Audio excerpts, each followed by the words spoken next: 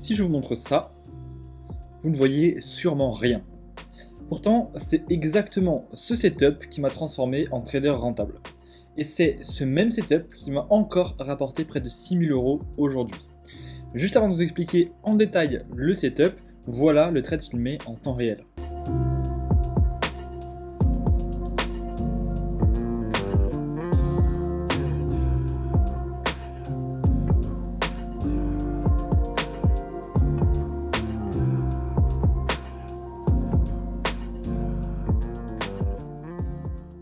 Ok les gars, donc mettez pause sur la vidéo maintenant, analysez ce que vous voyez à l'instant à l'écran, ce que vous voyez là à l'écran, le price action que vous voyez, et essayez de comprendre ce que je vais vous dire après. C'est important, vraiment, mettez pause, jouez le jeu et réfléchissez, essayez de voir ce qu'il se passe sur ce mouvement de marché. Bon, je sais qu'il y en a plein qui vont pas mettre pause évidemment, donc voilà, on va passer déjà, je vais vous montrer juste en dessous déjà, donc voilà exactement ce qu'il ne fallait pas voir. Typiquement, les retails, voilà ce qu'ils vont voir. Ils vont voir ici une résistance, hein, donc des equal high, donc c'est une résistance. Donc ils vont rentrer en sell comme ça. Ils vont dire ah, c'est un endroit important ici, donc je vais rentrer en sell ici. Du coup, au troisième bounce, tu vois, on va dire au troisième bounce, je vais mettre mon SL au-dessus donc de ce high là, et je vais rentrer comme ça. Donc ça, c'est ce que vont voir les retails. Ou alors ils vont voir une trendline ici, par exemple, et ils vont rentrer comme ça ici. Voilà, par exemple. Paf, avec cette trendline comme ça, là. Vous voyez? Ils vont se faire sortir. Donc ça, c'est ce qu'il ne faut pas voir, et ça, c'est la vision qu'ont les retails. C'est important de savoir ce que voient les retails pour savoir ce que le marché ne va pas faire. Ça peut déjà vous aider de savoir ce que le marché ne va pas faire pour savoir ce qu'il va faire, du coup. Maintenant, je vais vous montrer le setup que moi j'utilise, qui est même d'ailleurs le fond d'écran de mon ordinateur.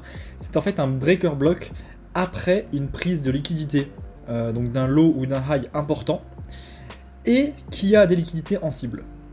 Alors, vraiment, prenez bien ça, c'est les caractéristiques de mon setup. On induit tous les retails à rentrer en vente parce qu'on a une trendline baissière, on casse pas les highs, donc pour les retails, on est baissier. En réalité, on est haussier, voilà pourquoi. Parce que notre vrai breaker, il est ici. Et voilà ce que c'est qu'un breaker. Ce qu'il fallait voir, c'est ça. Il fallait voir qu'ici on avait un high, donc on avait de la buy side liquidity. Qu'est-ce que ça veut dire? On a des gens qui sont placés comme ça en vente, et donc qui ont des achats ici. Ils ont des achats, puisque ils sont rentrés en vente. Toute vente induit un achat, soit au TP, soit au stop loss. Donc ici, il y a plein d'ordres qui sont en achat, au-dessus de ce high. Donc on a ce qu'on appelle, et ce que ICT appelle de la buy side liquidity, BSL. Ensuite, ici, on a un equal high. Donc pareil, au-dessus des equal high, les gens ils se disent que ce sont une résistance. Donc pareil, ils vont rentrer avant, ils vont mettre leur SL au-dessus. Donc là, on a encore une fois de la buy side liquidity. On a des buy stop. On a des gens qui sont prêts à acheter ici. Donc en fait, c'est pas qu'ils sont prêts à acheter, c'est que ce sont des stop loss de vente. Et les stop loss des gens qui sont rentrés en sell, ce sont forcément des achats. Et ensuite, ici, on a un breaker. Alors voilà ce que c'est qu'un breaker. En général, ça va être comme ça. Je vais vous le dessiner juste là pour que vous l'ayez en tête. Paf, on va avoir une sorte d'accumulation. Ok. On va casser, par exemple, en bas. On va casser en haut. On va revenir ici et on va partir. À quoi ça leur sert? Ça leur sert, en fait, ici, à accumuler les ordres et à sortir tout le monde avant de partir dans le bon sens. Je vais vous expliquer. Ici, par exemple, on va avoir des equal low, par exemple. Ok? Donc, les institutions vont faire chuter le marché pour faire rentrer les gens en vente. Ici, les gens qui vont rentrer en vente, boum, ils vont les sortir en les sortant là-haut. Donc en cassant, parce que les gens qui sont rentrés en vente ici, évidemment, ils ont mis leur stop loss là-haut. Donc ils se font sortir avec ce mouvement-là.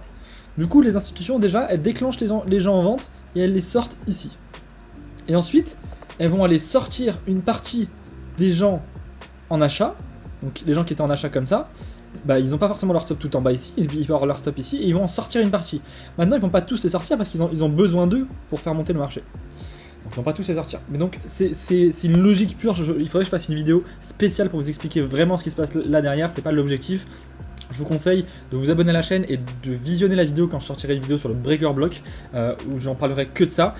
Mais voilà, pour vous donner une idée, le breaker block c'est ça. De toute façon, vous trouverez plein de vidéos sur YouTube qui en parlent, juste gardez l'idée du breaker block et je vous ferai une vidéo spéciale sur ça. Vous voyez, on casse en bas, on casse en haut, on revient en fait fermer les ordres qui ont servi à cette manipulation là. Vous voyez ici, les institutions sont rentrées fortement sur le marché pour faire chuter le marché et déclencher tous les ordres qui étaient en dessous. bah, ces ordres-là, ils sont en perte s'ils commencent à monter là-haut. Donc il va falloir revenir, les fermer à 0 avant de partir dans le bon sens. Parce qu'évidemment, ils vont pas faire partir le marché dans un sens, ils sont en perte avec des ordres. Donc ils reviennent les fermer à break-even, et ensuite ils gardent que leur position d'achat, et ils font monter le marché. Donc après, l'entrée peut être là, elle peut être là, elle peut être là, elle peut être là, bon on s'en fout. Mais en gros, sur un breaker block, on va jamais faire ça. Si se passe ça, c'est que c'est pas un breaker block. Ou alors que votre breaker block n'est pas valide. Je vais vous expliquer comment trouver un breaker block valide. C'est l'étape suivante de la vidéo. Mais si se passe ça, c'est que c'est pas bon, le breaker block n'est pas valide, parce qu'on est censé rebondir ici, pas en dessous. Maintenant, comment savoir si un breaker block est valide? Parce que des breaker blocks, vous allez en voir partout, tous les jours sur le marché. Et bien ici, on voit qu'il est valide, pourquoi? Parce que ça. Parce que déjà, ici, on prend la sell side liquidity, donc on prend le lot. Ensuite, ici, on a des equal low, on les prend. Et ici, on a un low, on le prend. Donc encore une fois, ici, les institutions n'ont plus aucun intérêt à descendre plus bas. Elles ont pris toutes les liquidités, donc elles ont pris toutes les sell side liquidity, et même les petites sell side qu'elles ont créées ici, donc les equal low, elles les ont prises. Donc ça y est, elles sont descendues, elles sont rentrées assez à l'achat sur le marché, alors c'est un peu compliqué, mais forcément, si les institutions ont déclenché des ventes, elles sont en achat. Donc ça veut dire que quand vous voyez le marché chuter, ça veut dire que les institutions sont en train d'acheter massivement et que le marché va remonter. Parce que qui fournit vos achats, bah, c'est les banques, donc elles vendent. Et qui fournit vos ventes, bah, c'est les institutions, donc elles font l'inverse toujours de vous. Donc ici c'est pareil. Donc on a cassé. Pour les gens, on est vraiment bearish, on est bearish. Sauf qu'on a pris toute la liquidité qu'il y avait à prendre. Il n'y a plus de liquidité à prendre. Du coup, qu'est-ce qui va se passer? Le marché va créer d'autres liquidités qui vont servir à monter, des liquidités cibles. Donc par exemple, ces equal high. Et ce high ici qui n'a jamais été pris, ce high qui n'a jamais été pris, on crée un equal high qui n'a jamais été pris. Donc là, qu'est-ce qui se passe? On a plein de gens qui sont en vente. Et s'il y a des ventes, qu'est-ce qu'il y a ici? Des achats, les stop loss des ventes. Ok? Et de quoi ont besoin les achats pour être exécutés? Bah, de personnes qui vendent. Donc les institutions, ici, elles vont induire des ventes pour acheter en masse le marché. Ensuite, ici, elles ont assez acheté. Du coup, elles vont commencer à vendre. Plus elles vont vendre cher, plus le marché va monter parce que les gens vont acheter. Et on va arriver à ces zones de liquidité où il y a énormément d'acheteurs. Parce qu'il y a énormément de stop loss. Et ça tombe bien parce que eux, ils ont acheté ici. Donc, ils ont besoin de vendre là-haut. Et voilà pourquoi les marchés sont voilà pourquoi les institutions sont toujours à l'inverse des retail. Parce qu'en fait, ce sont eux les market makers. Donc, quand un retail rentre en achat, la banque rentre en vente. Et donc il va bien falloir qu'il fasse un bénéfice sur cette position. Donc voilà le concept du breaker block. On est ici, on est en bearish, on n'a plus de liquidité à prendre en dessous, on fait un breaker et on a la liquidité à prendre au-dessus. Là, le breaker est valide. Et c'est exactement le setup que je vous ai montré au début de cette vidéo sur le trade que j'ai pris. On avait pris toute la liquidité, je vous l'ai montré en M15, en M5, toute la liquidité sell side avait été prise. Même les petites liquidités comme ça qui avaient été créées en M1 avaient été prises. On n'a pas laissé une seule sell side. Même les trail line avaient été prises. Et on vient faire un breaker. Bah là, j'étais sûr. Vous voyez, j'étais sûr. Il y avait une première entrée qui était là. Il y avait une seconde entrée qui était ici en plus low time frame. Eh bien, donc déjà, on va virer ces ventes. Voilà le setup parfait. C'est un breaker créé alors qu'il n'y a plus de liquidité à prendre en dessous et qu'il y a des zones de liquidité qui ont été créées au-dessus. Donc des equal high et des high importants. Ou un double high, un triple high, on s'en fout. Plus il y a d'equal high, forcément, plus le marché va y aller et va le transpercer.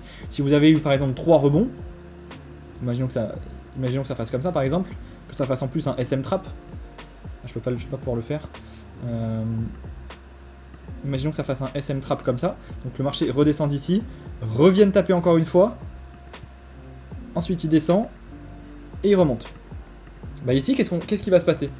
Il va se passer que tous les SMC là qui font du boss POI et qui savent pas trader, et ben en fait, voilà ce qui va se passer. Eux ils vont rentrer ici, ils vont se dire ah là on a pris le high, ça y est, on a un shosh, on a une change of character, on a un boss, c'est bon, là j'ai mon POI, je rentre ici. Et non. Et non parce que ça les banques elles le savent très bien, vous allez rentrer ici, donc elles vont faire un faux POI ici avec 3 equal high et elles vont venir respecter leur breaker, fermer leurs ordres à break-even et en plus elles ont eu les SMC qui là dans leur tête sont en train de se dire bon en fait on n'est pas bullish, on est bearish, je vais commencer à rentrer en sell, du coup je vais mettre mon sell ici et encore une fois qu'est-ce qu'ils deviennent les SMC boss POI? Ils deviennent du retail parce qu'ils rentrent sur une résistance. Alors que les personnes qui ont compris la liquidité, ils comprennent que ici c'est un SM trap, que les institutions ont créé la liquidité ici pour monter plus haut, que c'est leur cible, et qu'elles ont fait un breaker et qu'elles vont revenir du coup. Où est-ce qu'elles vont revenir? Une fois qu'on a notre breaker et qu'on sait que ça se passe comme ça, on va chercher l'imbalance. Vous allez toujours avoir l'imbalance. S'il n'y a pas l'imbalance, votre breaker n'est pas valide. Vous allez chercher l'imbalance. Donc il peut y en avoir partout l'imbalance si le mouvement était très rapide. Vous allez prendre l'imbalance qui est sous les 50% du mouvement. Donc vous prenez un Fibo et vous prenez sous les 50%. Voilà, donc typiquement les 50% sont là. Donc on prend, si on a un imbalance ici, vous prenez ici. Donc c'est l'OTE, il faudra que je fasse une vidéo spéciale sur ça. Mais vous pouvez rentrer également dans l'OTE, c'est une confirmation en plus si votre imbalance est dedans. Évidemment, ne rentrez pas dans le PY extrême. Pourquoi il ne faut pas rentrer dans l'extrême PY, donc ici tout en bas? Tout simplement parce que les banques ne vont pas toujours revenir dedans. Elles vont pas toujours revenir dedans parce que peut-être que leurs positions elles sont à break-even ici, ou elles sont à break-even ici. Elles seront rarement à break-even ici. Donc rentrez directement sur l'imbalance. À l'entrée de l'imbalance, ne prenez pas de risque. Alors certes, ça va vous faire un gros stop loss. En effet, vous n'allez pas pouvoir faire le beau sur les réseaux sociaux avec des RR 2000, sauf que vous allez vraiment gagner de l'argent. Pendant que les autres, soit ils ne seront pas déclenchés, donc ils feront 0, soit ils seront à l'envers et ils seront stop loss. Encore une fois, ne cherchez pas des R1000, ne cherchez pas des R10 tous les jours, juste faire 3% par jour, vous tenez ça sur un an, c'est juste stratosphérique. Même 1% par jour, avec un compte FTMO, vous êtes millionnaire à la fin de l'année. D'accord? Donc inutile de chercher des R10, vraiment des R3 suffit largement, un R5 c'est très bien, donc rentrez au test de l'imbalance, et ici qu'est-ce qu'on a comme setup? On a mon setup parfait. Pourquoi?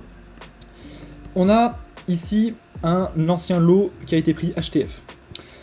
On a toutes les SL liquidity qui ont été prises. On a de la liquidité qui a été créée ici avec des equal high. On a par exemple un SM trap qui a été créé. Et on a surtout un breaker block avec de l'imbalance. Mon entrée, elle est ici. Je vais attendre que le marché revienne ici. Je vais voir comment il réagit. Si il réagit bien, qu'il commence à faire des trucs dedans et qu'il ne transperce pas, je rentre directement en achat ici avec mon stop loss. Alors, avec mon stop loss sous le lot et mon TP pour la prochaine liquidité. Vous pouvez prendre un partial ici, et après, bon, évidemment, j'ai pas tout dessiné, mais vous avez vu que aujourd'hui, sur la journée, on avait un gros low ici, une grosse impulsion baissière avec une news. Comment ça s'appelle? Ça s'appelle une low resistance liquidity, ça veut dire qu'il y a de fortes chances qu'on remonte au moins 50% de ce mouvement, donc j'aurais pu mettre mon TP à 50% du mouvement. Je vous ai parlé de la low resistance liquidity dans la vidéo précédente, enfin dans une des vidéos précédentes sur la vidéo de quel PY choisir. Donc regardez là, c'est très important, et encore une fois, je vous fais une étude de cas sur un trade que j'ai pris en réel. En live démo, encore une fois, je vous mens pas, les trades que je vous montre là, c'est du paper trading, mais ils ont bien été pris les trades, c'est un vrai compte sur lequel j'ai vraiment appuyé sur acheter, et de toute façon, vous voyez l'historique des trades. Voilà l'explication du trade, ici, vous voyez, on est dans un beau range quand même, depuis une belle accumulation depuis quelques temps, même 15 quand même. Donc ici on voit que ce matin on est venu prendre le lot ici, enfin le matin de ma journée de trading aujourd'hui, on est venu prendre le lot ici, ensuite on a cassé le high ici, donc ça nous fait vraiment le setup dont je vous parle, enfin dont je vais vous parler dans cette vidéo. Hop, ça nous fait un breaker, on revient ici, un peu en plein milieu. Moi je vais pas rentrer ici parce que ça me fait un trop gros stop si je veux rentrer ici. Du coup ce que j'ai fait c'est que je suis allé en 1 minute. Je suis allé en 1 minute et ensuite je suis rentré ici sur le breaker qu'il y avait là. Ici là vous voyez pam pam pam pam pam, ici on a un breaker, bam bam, on a un breaker dans le breaker, avec en plus exactement ce que je vais vous expliquer dans cette vidéo, des objectifs à court terme et à long terme de liquidité à prendre au-dessus. Typiquement on avait 3 equal high ici, plus là-haut le high, alors j'ai coupé le trade avant parce que on ne sait jamais, peut-être qu'il va encore faire un retour et remonter. Donc j'avais la flemme d'attendre, etc. Surtout que ça me faisait déjà un bon R pour R4 ou R5 je crois, donc c'était déjà largement assez intéressant. Vous voyez que j'ai 3 entrées parce que je me suis fait BE une fois, BE 2 fois, et la troisième elle a été bonne. Donc notre entrée, elle est là. Donc la première entrée elle était ici, vous voyez je l'ai prise, et la seconde elle est là, et ici je sais pas pourquoi il y a une deuxième... Ah, parce que je me suis fait BE sur ce trade là, ici je suis rentré directement. Donc vous voyez, bam on est là, ça nous fait très peu de drawdown, on rentre sur le breaker avec le stop en dessous le breaker, donc si on rentrait pour la première fois c'était ici. Le stop sous le breaker c'était là. Alors moi je suis pas rentré ensuite pareil, vous allez voir. Donc ça nous fait quand même un R3, ce qui est déjà pas mal. Vous faites 3% par jour les gars, vous êtes millionnaire dans un an, hein, il faut savoir. Même pas dans un an d'ailleurs. Ensuite moi je suis pas rentré là, j'ai attendu ce moment là et vous voyez je suis rentré ici avec un stop ici, sous la mèche, alors vous la voyez pas mais ça c'était une news. Paf, sous la mèche qu'il y a là, je suis rentré, j'ai mis mon stop là-dessous. Je pense que vous le verrez dans la vidéo. Et là du coup on était à combien? On était à R4, voilà, R4 et quelques, donc quasiment R5, moi ça me suffit largement, vous voyez, regardez, je suis sorti pile sur la bougie tout en haut, et là on commence à rechuter, c'était quasiment sûr, je m'en doutais fortement, pardon, et voilà. Et ce qu'il faut comprendre, c'est que les breakers qui sont valides, ce sont que des breakers après une prise de liquidité, par exemple ici, sell side, donc il n'y a plus de liquidité à prendre au-dessus, et on a créé la liquidité au-dessus à prendre. Là, oui, c'est valide. Si on avait eu ça, donc, si on avait eu ça, c'est plus valide. C'est plus valide pourquoi? Parce que, bah, on rentre plus, c'est fini, hop. Pourquoi c'est plus valide? Parce qu'il y a plus de, on n'a plus de cible là-haut. Donc là, ce que le marché risque de faire, c'est plutôt ça. Maintenant qu'il a pris toute la buy side et qu'il est rentré massif, que les institutions ont revendu leur position et qu'on est bearish, qu'est-ce qu'il va faire? Il va faire ça et il va chuter. Donc c'est très important de comprendre, est-ce qu'il y a de la liquidité cible? Est-ce qu'il y a des pools de liquidité vers votre cible et dans le sens où vous êtes? Si on n'a pas, faites très attention, il y a de fortes chances que vous soyez à l'envers. Ok, encore une fois, tout ça c'est très facile à montrer et à dire une fois que le marché s'est déjà passé, même si sur l'étude de cas que je vous ai montré sur le trade en réel que j'ai pris, bah, ça s'est vraiment passé en réel. Ici on est sur YouTube, je peux pas évidemment mettre des trucs tous les jours, donc on se retrouve pour ça sur Instagram. Encore une fois, ce trade je l'ai posté sur Instagram, je l'ai posté en story, je l'ai posté avant que ça arrive. Donc vous allez sur Instagram, vous tapez Banana Forex, vous tapez Banana Forex et vous vous abonnez, ou alors encore mieux le Telegram, de toute façon ça s'affiche quelque part autour de cette vidéo ou en dessous de cette vidéo pour nous rejoindre. C'est complètement gratuit, vous n'avez rien à perdre et je vous balance tous les jours mes trades, comment je vois le marché, et vous avez tout en temps réel. Ok, on se retrouve, je crois que je l'ai envoyé, regardez le trade, je crois que je l'ai envoyé quand je l'ai pris, Pace the Trader, vous voyez, bam, c'est exactement le trade que je vous ai montré dans cette vidéo. Ok, on se retrouve tout de suite sur Instagram ou alors à bientôt dans une nouvelle vidéo.